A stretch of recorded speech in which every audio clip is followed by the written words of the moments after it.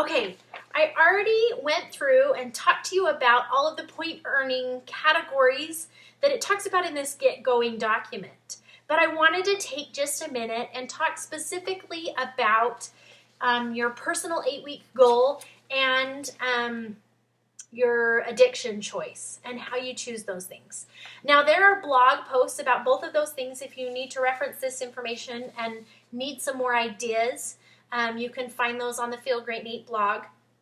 But I wanted to talk about the requirements for these so that you make sure you're choosing something that you can get the points for.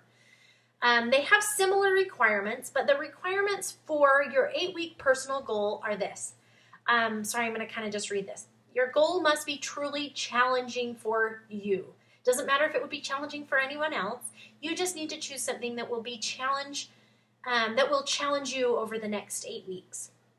The other thing that it needs is that it needs to be measurable. You need to be able to track it over the 8 weeks. So saying, I want to be healthier isn't a measurable, trackable goal.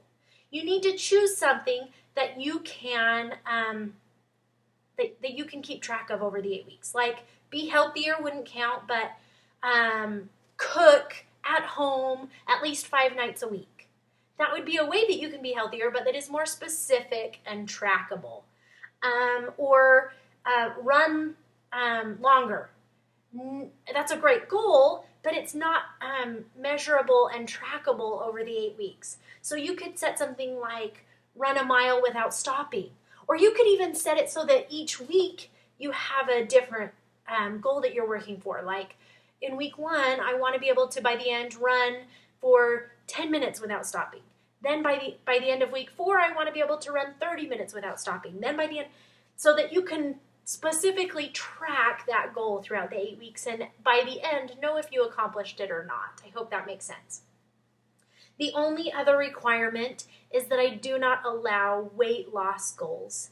And the reason for that, well, actually, there's a few reasons for that. I mentioned in my first welcome video that I really want to get away from focusing on weight and appearance. And setting those as your goals just keeps you focusing too much on that number. And the other reason that I don't allow those is because they're just not really within our control.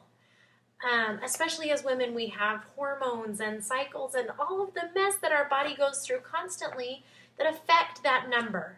And setting a goal to change that by the end of the 8 weeks may not be something you can reach, not because you didn't put all of your effort into being healthier, but just because that's not where your body is at right now, and that's fine. So no weight loss goals. Choose something else. And again, the weight loss will come. I promise it will, but let's focus on being healthy and feeling better and choosing an 8-week goal that aligns with that. Some ideas, and there's a lot more ideas on the blog, but completing a 5K or a 10K, setting a budget and checking in on it once a week or twice a week is a great goal. Not raising your voice or yelling at your kids is a goal that I've done in the past that makes a huge difference in our home. Catching up on a blog or a scrapbook could be an 8-week measurable goal. Spend a certain amount of time working on this on a project every day or every week. You can set time goals to work on projects. And again, there's lots of other ideas on the blog that can get you thinking, or if you need help, email me and I can help you think of an 8-week goal. The next thing that you're going to be choosing is your addiction choice. And again, you can read the blog and it gives specific guidelines, and I'm going to read those to you really quick. Just like the challenge goal, your addiction must be truly challenging for you. And in that, having said that, if you start an addiction and you get to the point during the 8 weeks that you feel like it's not challenging for you anymore, you are welcome to choose something new so that continues to be a challenging category for you. The next thing is that it needs, again, to be something you can measure and track each day. So it can't just be something like being ornery. I don't know. I can't, that's the only one that just popped into my head. It has to be something that you can track specifically. And that could be snapping at your spouse or coworkers. That you can track specifically, saying unkind things or whatever. But you have to be able to check to really measure and track it daily. And then the only other requirement for this one, and you know what, it might be required same as I think I skipped that one. As far as the challenge goal and the addiction, it needs to not be something already covered by all the categories of the challenge. So while it's easy to say my addiction is candy, I can't choose that as my addiction because it's already covered. I already lose points for giving into candy, so I can't gain points for avoiding them as well. That's not really fair to the other people doing the challenge. So soda or candy can't count as your addiction goal because those things are already covered. I hope that makes sense.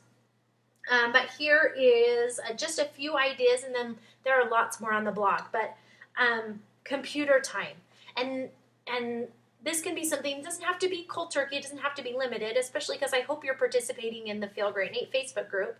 But you could say something like, only spend this amount of time every day on social media. Or I know lots of people have done only check social media when my children are sleeping, so that you're not spending time during the day doing those things. Or TV watching. And again, it doesn't have to be cold turkey, but it can be limiting the amount of time that you spend watching TV every day or every week to earn those points. And lots of other ideas on the blog. But I hope that kind of gives you an idea as you get choosing those and working on those every day.